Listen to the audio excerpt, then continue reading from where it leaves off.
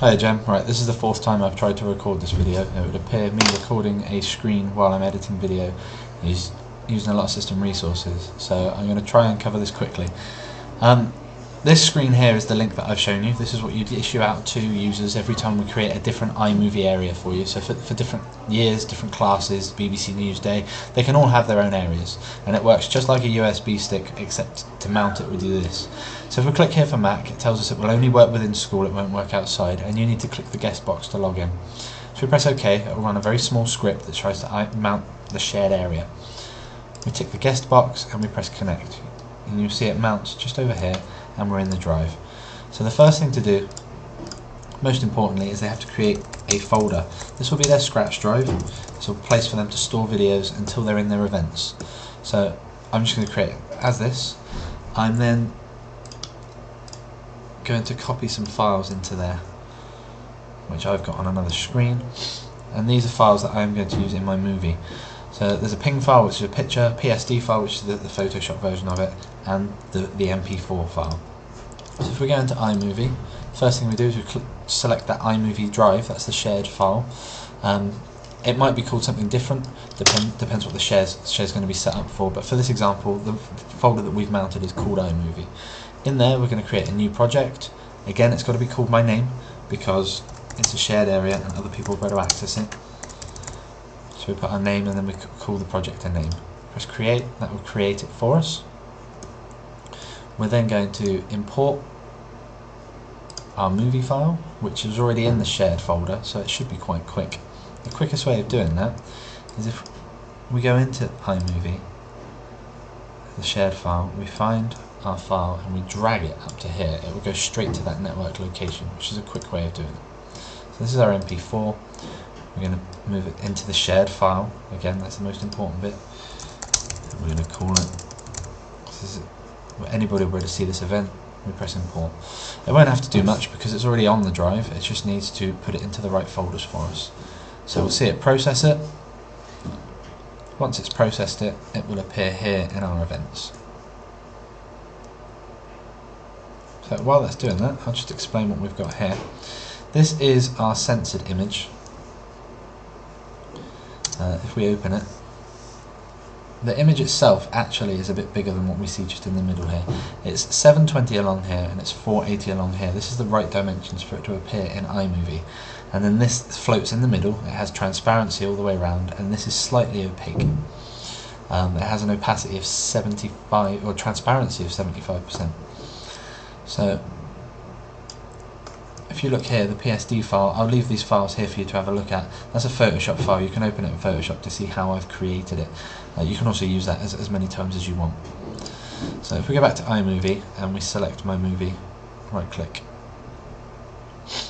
select entire clip, move that into my project. You'll see he's too big, it's cut his head off. So the first thing I'm going to do is click on here and go to cropping and rotation and click on fit, and it'll put these black bars in the side so he fits in there properly. I'll turn the audio down a bit so you can hear me while I'm working. So that's us done. We've created the video's in. So we now need to censor. I want to censor that hand movement just there, let's say. So if I just select the area so I know where I'm working, this will be a good one because it pans across. We go back to our finder, there's our PNG file, and we drag it into the image and look for the red line to be where our yellow line is, and this little pop-up will come up and we can choose picture in picture. If that little pop-up doesn't come up, you haven't turned on advanced tools. You need to turn on advanced tools in iMovie for it to work. There in iMovie preferences, show advanced tools. That needs to be ticked, otherwise you won't really get this picture in picture. So now we've got our picture in picture. If we select it here and we make it a little bit bigger, move it to where we need to, have a look on our movie. Let's come up just as his hand comes in. So if we move it over a tad, to just as his hand comes in, we're happy there. And we move the end to wherever his hand comes out of the box, which is just there. Now, as his hand comes out, we're going to want to, if we want to pan, you can't make the image move with him. So what you need to do is put in a second copy of the image. Another picture-in-picture. Make it nice and big again. Move it over his hand.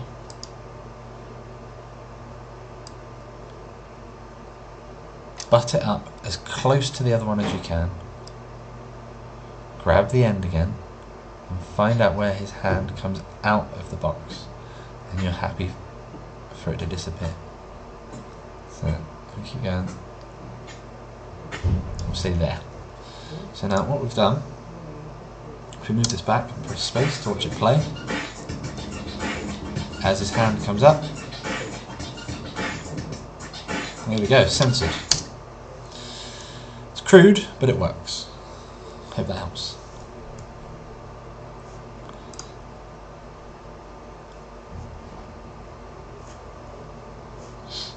If we, once we've come out, we'll see there's my test file, there's my test file. Close iMovie down. On that shared file you'll now see we've got an events folder, a projects folder. This is why it's very important that people name it properly. We'll be backing this up all the time so we can restore back, but what we want to make sure is that people don't go in here and start deleting each other's work. So they need to stay out of those folders really. You'll also see in my events, because I've imported it, the MP4 file is already there. That's a duplicate of what's in my scratch drive. As soon as it's in an event, just delete the master because you don't need it anymore. That'll free up some space. So that's me done. I hope that helps.